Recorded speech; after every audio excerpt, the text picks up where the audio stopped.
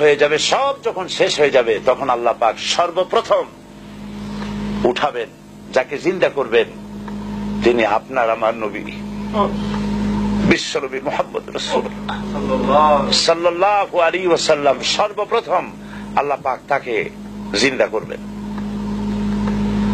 সমস্ত পয়গম্বররা জিন্দা হবে, সবাই জিন্দা হবে। ওয়াইদাল কুবুর বু'সিরাত, কোরআন শরীফের মধ্যে রয়েছে কাআন্নাহুম জারাদুম মুনতাশির। আমাদের দেশে বৈশাখ মাসে যখন বৃষ্টি হবে, মেঘ হয়েছে, তখন আপনারা দেখেছেন গ্রামে মাটি ফুঁড়ে ফুঁড়ে পোকামাকড় উঠতে থাকে। এই দৃশ্য দেখেছেন? কাআন্নাহুম জারাদুম মুনতাশির। ঠিক এইভাবে করে যেভাবে মাটি ফুঁড়ে এগুলি উঠতে থাকে, মাটির ভিতরে যত রূহ ছিল, মাটির ভিতরে যত প্রাণ ছিল, যত মানুষ ছিল, জীব যা কিছু ছিল, সবকিছু মাটি উদ্গীরণ করে দেবে, ভেতরে আর কিছু থাকবে না, সব বেরিয়ে আসবে। সবগুলি উলঙ্গ অবস্থায়, খালি পায়, উলঙ্গ অবস্থায় আল্লাহ পাকের দরবারে উপস্থিত হবে।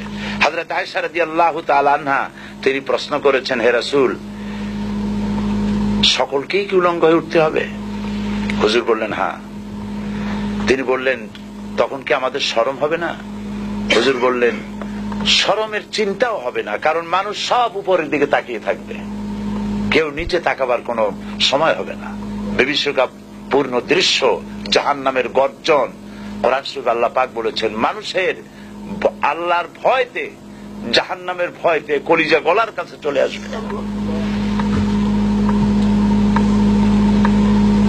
এই ভয়াবহ দৃশ্য কিয়ামতের মাঠে হবে।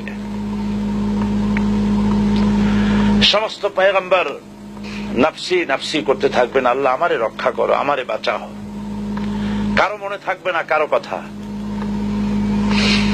ইয়াওমা লা ইয়ানফাউ মালুন ওয়ালা বানুন, সন্তান সন্ততি, স্ত্রী পুত্র পরিজন দিয়ে কোনো উপকার কারো হবে না।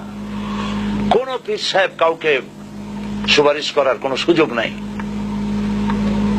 আল্লাহ পাক যাকে পারমিশন দিবেন, যার জন্য দিবেন, তিনি শুধু সুপারিশ করতে পারবে, আর কেউ না। কিয়ামতের দিন অনেক মুরিদ নিয়ে এক এক পীর উঠবে, মিথ্যে কথা। ওয়াকুল্লুহুম আতিহি ইয়াউমাল কিয়ামাতি ফারদা। আল্লাহ পাকের দরবারে একজন একজন করে হাজির হতে হবে। আল্লাহ পাক বলেছেন, আমার কাছে একজন একজন আসবা।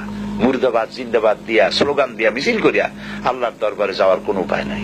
আল্লাহ আর তার বান্দা, সুবহানাল্লাহ। আল্লাহ প্রশ্ন করবে, বল এইসব কাজ করছিস কিনা? আল্লাহর কাছে জবাব দেওয়া কি কঠিন হয়ে যাবে সেদিন।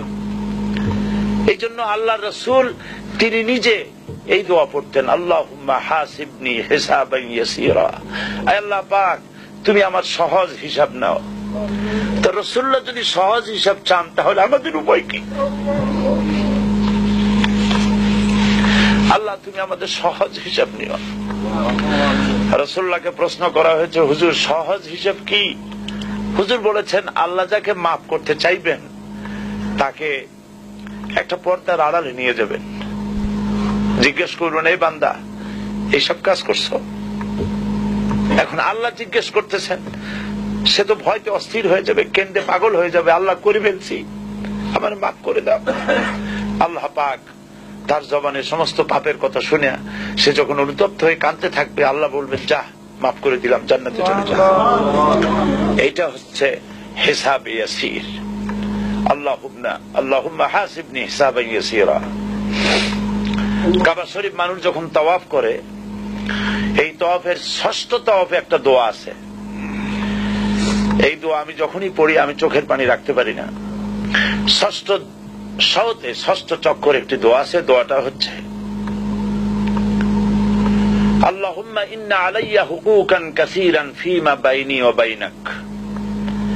আয় আমার রব, তোমার সাথে আর আমার সাথে অনেক দেনা পাওনা আছে, আর তোমার বান্দাদের সাথেও আমার অনেক দেনা পাওনা আছে।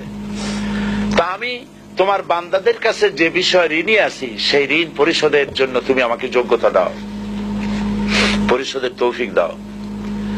আর আমার কাছে তোমার দেনা আছে, তা আমার কাছে তোমার যে দেনা আছে সব দেনা তুমি শোধ করে দিয়েছো। আমার চোখ দিয়েছো, মুখ দিয়েছো, কান দিয়েছো, স্বাস্থ্য দিয়েছো, বউ দিয়েছো, বাচ্চা দিয়েছো, টাকা দিয়েছো। আমার কাছে সৃষ্টি করে তোমার যা দেনা ছিল তুমি সব তো শোধ করে দিয়েছো, কিন্তু তোমার দেনা তো আমি কিছুই শোধ করতে পারি।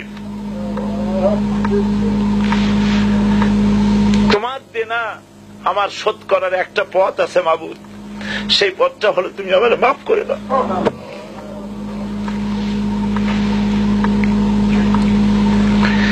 এইটা ছাড়া আমার কাছে কোনো পথ নাই মাবুদ। তুমি যদি কিয়ামতের দিন আমাকে প্রশ্ন করো যে যৌবন কাটাইছো কোন পথে, আমি তো জবাব দেওয়ার পথ রাখি নাই। আমি তো আমার যৌবনকে নষ্ট করে ফেলেছি।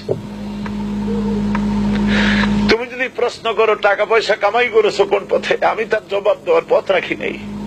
যদি প্রশ্ন করো কোন পথে খরচ করেছো, আমি সেটারও পথ রাখি নাই, নষ্ট করে ফেলেছি। তুমি আমাকে ক্ষমা করে দাও। সেই জন্য আল্লাহর কাছে দোয়া করতে হবে, রব্বানা আতিনা ফিদ দুনিয়া হাসানাতান ওয়া ফিল আখিরাতি হাসানা ওয়া কিনা আযাবান নার ওয়া আদখিলনাল জান্নাতা মাআল আবরার ওয়া আদখিলনাল জান্নাতা বিগাইরি হিসাব। আল্লাহ তোমার নেককার বান্দাদের সাথে